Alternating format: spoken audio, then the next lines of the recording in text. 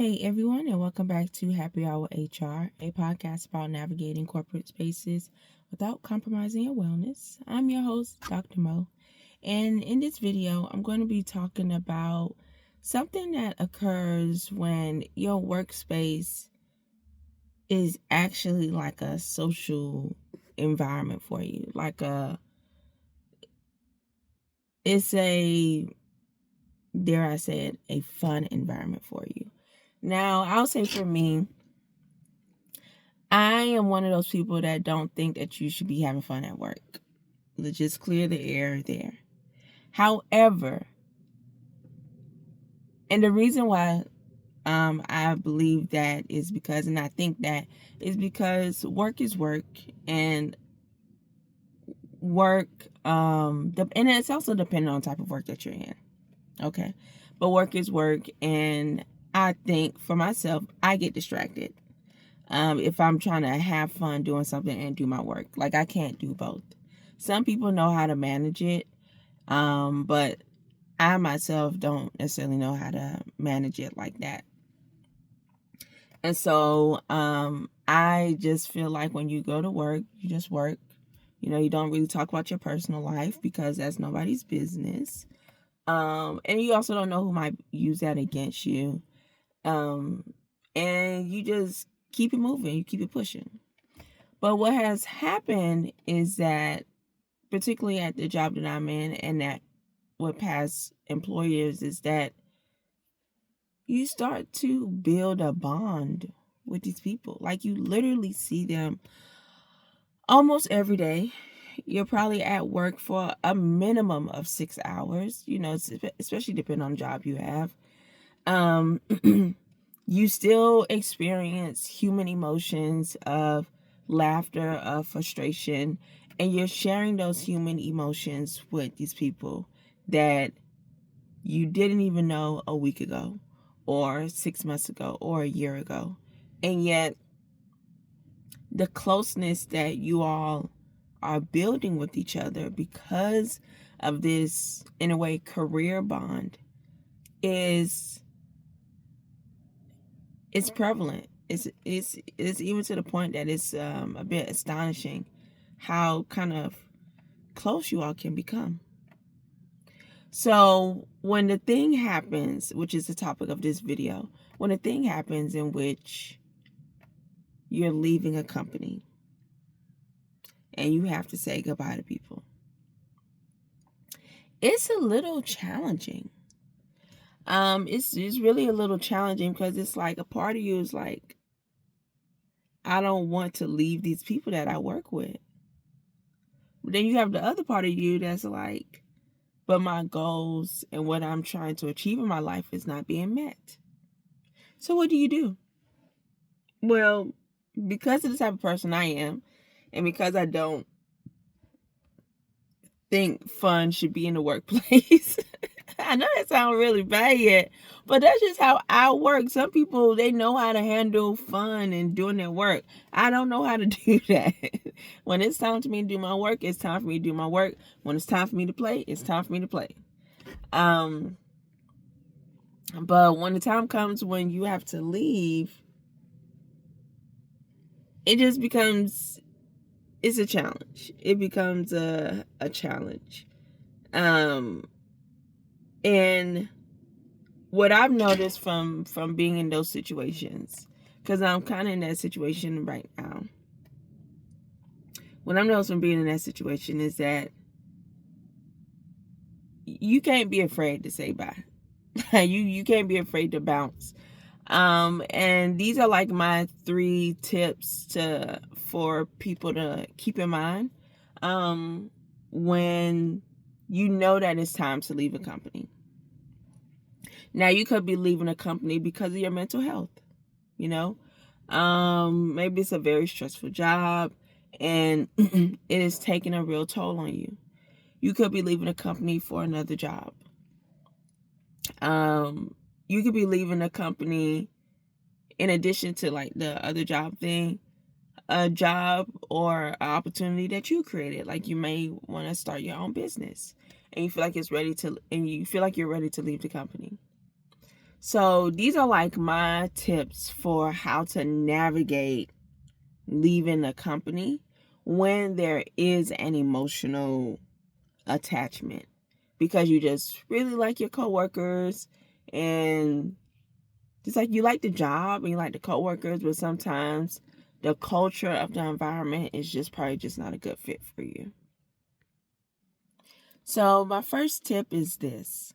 Remember the goal of why you're working there.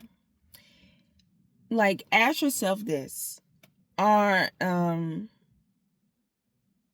yourself, why are you even working there? Like, is this job or is this environment allow me to achieve what I set out to achieve when I applied for this job?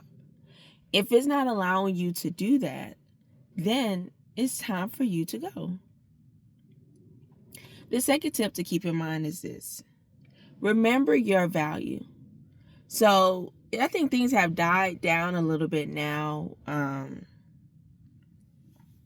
with Emma Grede, because she was doing like interviews in promotion of her book, and she didn't like, people just didn't really it seemed as if a lot of people didn't really gravitate to her, although maybe I was just some of the things that I was watching. But I like Emma Grede. I think she'd be hitting on some of the things she'd be saying, and I think her personality and her attitude is a reflection of a woman who has been doing business for a long time and understand the ugliness of it, and also understands how it feels to lose and how they never want to lose again. So she be ready. She be ready. That's what I'm saying. So, and like, even though I know that my personality is not necessarily like Emma Grede's, I understand her business personality, because I don't know this lady personally, but I understand her business personality, which could just be also her regular personality. And it's like, okay, I can see why she says the things she says, why she moves the way she moves, because when you don't want to be hungry no more, when you don't want to be poor, when you want your thing to succeed, because you are literally putting everything that you have into this thing, your money, your body, your mind, your time, yeah, you're going to be a dog in this fight too. You're going to be a pit up in this bitch. Okay? So, I like Emma Grede. I'm just going to say that. I like her. And then she was doing an interview with Angie Martinez, and a caller called in and was like, basically was saying that the company that I work for is using my idea about something, and I wanted them to pay me more for it, and basically asking like, what should I do? Should I leave the company, or should I blah, blah, blah?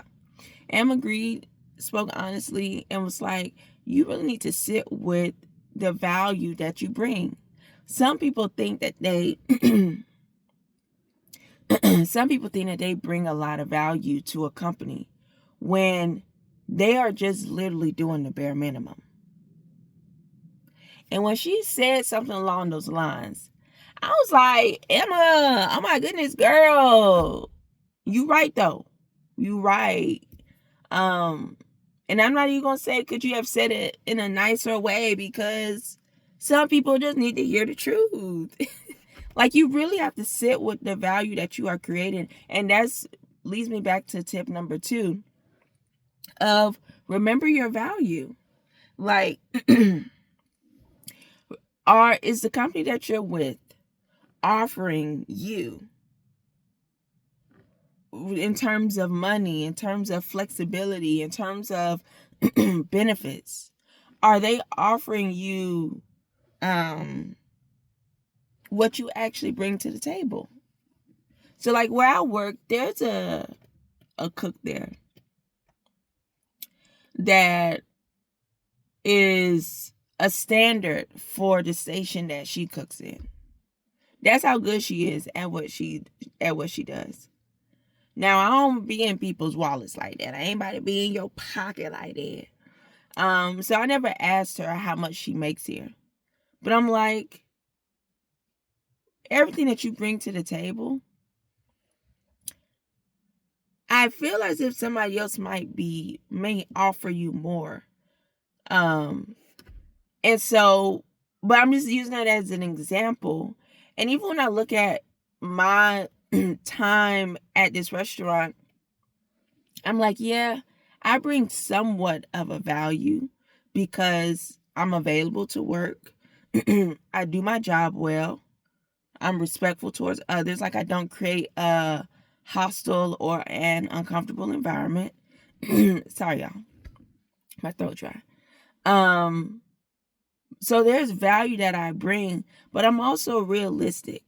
Like, I'm also not saying, well, y'all got to be paying me like at least, whatever so amount to be in this space. Like, I'm not doing that because I'm realistic. Like, and I also understand how I work too. Like, I also understand that I'm a hard worker, but even though I'm a hard worker, I may not be providing to that company the thing that they really, really need, which is, could be somebody that is a super quick learner, super fast at, executing dishes.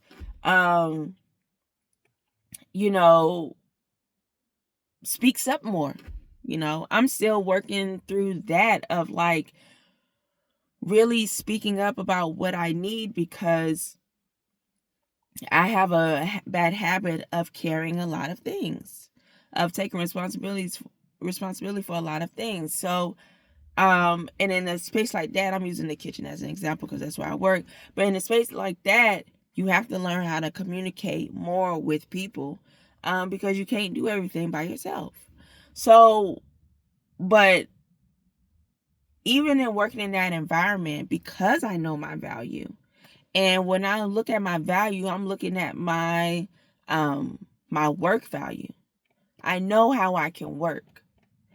And if what I'm being offered, and it doesn't necessarily always have to be financial. There's other compensation is a full thing, which includes salary plus benefits. So when I look at the benefits that I'm being provided with too,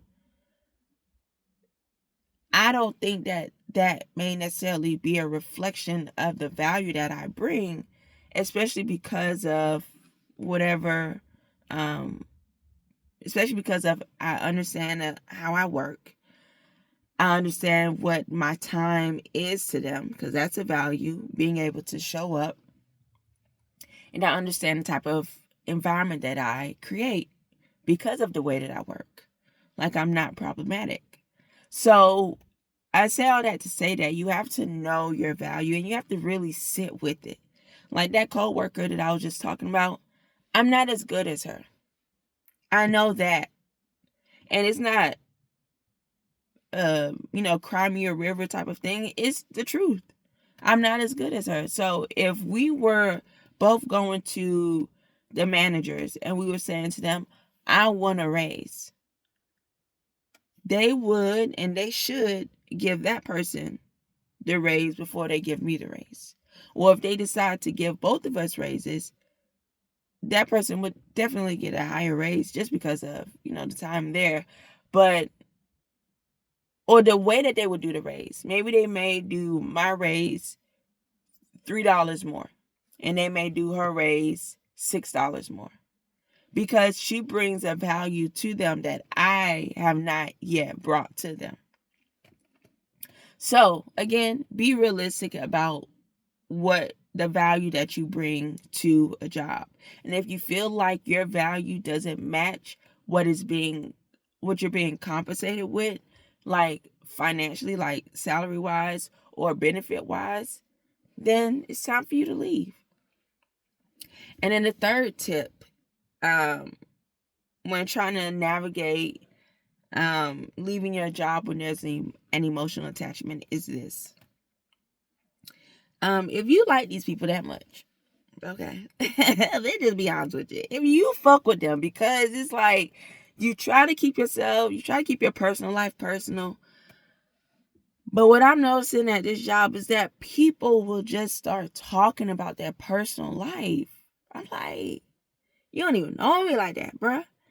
But I don't know. Maybe it's just kind of one of those moments of this ain't that personal to me. Like it is what it is. But yeah, and then again at the beginning of this video, I'm talking about how the workplace is like a social hub. Like it's not just a place to work, it's a place to, dare I say it, connect with people. Oh, and here I thought it was just to get the job done. Foolish me. How naive was I? Say, so naive. Like I real life be thinking we working here. Why we talking?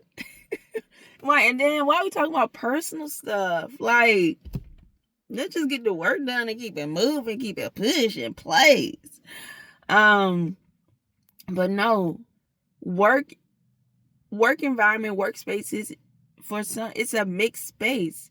For some people, it's a place for them to reach their goals, get the job done, keep it moving, elevate their life.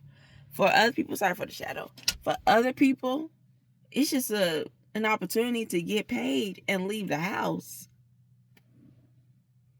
That's two different people two different type of work personalities in a way. That you got to kind of like maneuver around. Like the people that's just there to collect the check versus the people that are there because they are trying to achieve something with this job. You know, that's beyond a paycheck.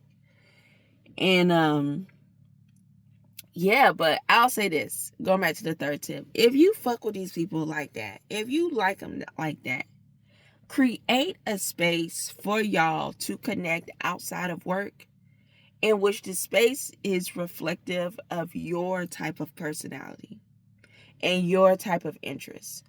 And the reason why I emphasize your type of personality and your type of interest is because when we're at work, sometimes we be talking about our personal business. Sometimes we talk and, connect with coworkers because we need something else to do. And it might be one of those type of situations where it's like, oh, maybe we are just really just work friends.